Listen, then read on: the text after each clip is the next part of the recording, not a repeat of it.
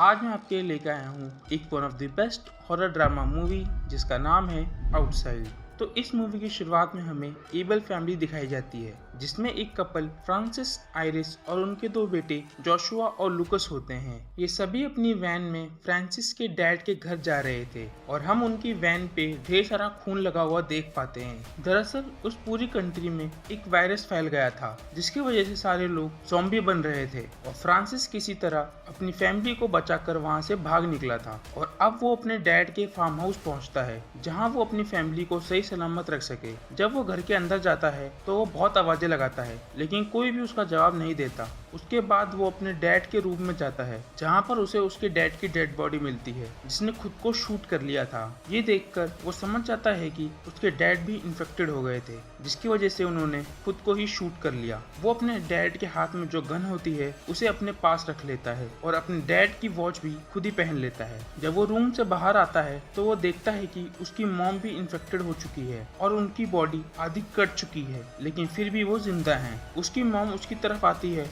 और उस पर अटैक कर देती है लेकिन तभी वो उनके सर पे शूट कर देता है जिससे उसकी मॉम की डेथ हो जाती है। वो ये देखकर समझ गया था कि इस गांव में भी वो वायरस फैल चुका है और वो अपने मॉम डैड की बॉडी कॉर्नफील्ड में दफना देता है। उसके बाद वो अपनी वाइफ और बच्चों से कहता है कि वो लोग यहीं रहेंगे, यहाँ पर जो फार्म है उससे वो लोग अपने खाने पीने का इंतजाम कर सकते हैं। हम देख पाते हैं कि उस कपल के बीच में सब कुछ नॉर्मल नहीं था, मानो उनके बीच ऐसा कुछ तो हुआ है जिसकी वजह से वो एक दूसरे से नाराज हैं। और दोस्तों वो क्या बात थी ये आपको आगे पता चलेगा। उन लोगों को वहाँ फ्रेश पानी भी मिल जाता है क्योंकि वहाँ पर एक हैंडपंप था। और कुछ देर बाद जोशुआ फ्रांसिस के पास आता है और उससे कहता है कि वो क्यों ना बर्ड हाउस में चलें, क्या पता उन्हें वहाँ कोई काम की चीज मिल जाए। ये सुनकर वो उसकी बात मान लेता है और वो उसे लेकर बर्ड हाउस में जाता है जहाँ पर वो केयर टेकर को आवाज लगाते हैं लेकिन केयर टेकर फांसी लगाकर वहीं पर मर चुका था क्योंकि वो भी इन्फेक्टेड हो चुका था। वहीं पर वो कुछ चिकन्स को भी देख पाते हैं जो कि केज में बंद थे और फ्रांसिस जोशुआ से कहता है कि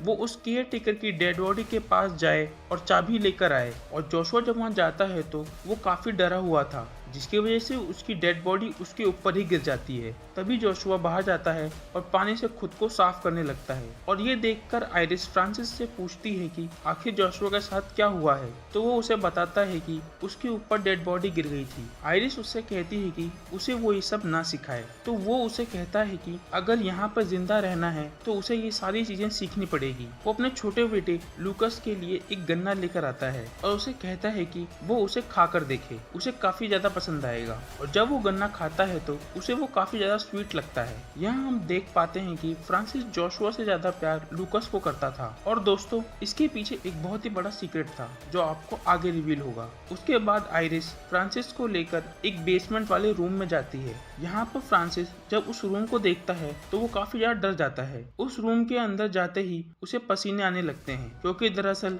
बचपन में उसके डैड उसे अक्सर मारा पीटा करते थे और हमेशा उसे इसी रूम में लॉक कर दिया करते थे और अपने डैड के टॉर्चर सहकर वो बड़ा हुआ था जिसकी वजह से आज भी उस रूम के अंदर जाने से उसे काफी ज्यादा डर लगता था। तो आगे क्या होता है, क्या फ्रांसिस और उसकी फैमिली इस वायरस से बच पाती है और वो कौन सा सीक्रेट था जिसकी वजह से फ्रांसिस और आइरिस एक दूसरे से नाराज थे, ये सब जानने के लिए मैं खुद आपको ये मूवी देखने को रिकमेंड करूंगा। ये हॉरर ड्रामा मूवी आपको एक भी मोमेंट के लिए बोर नहीं होने देगी। तो आज के लिए इतना ही, मिलते हैं अगली वीडियो में किसी और इंटरेस्टिंग टॉपिक के साथ।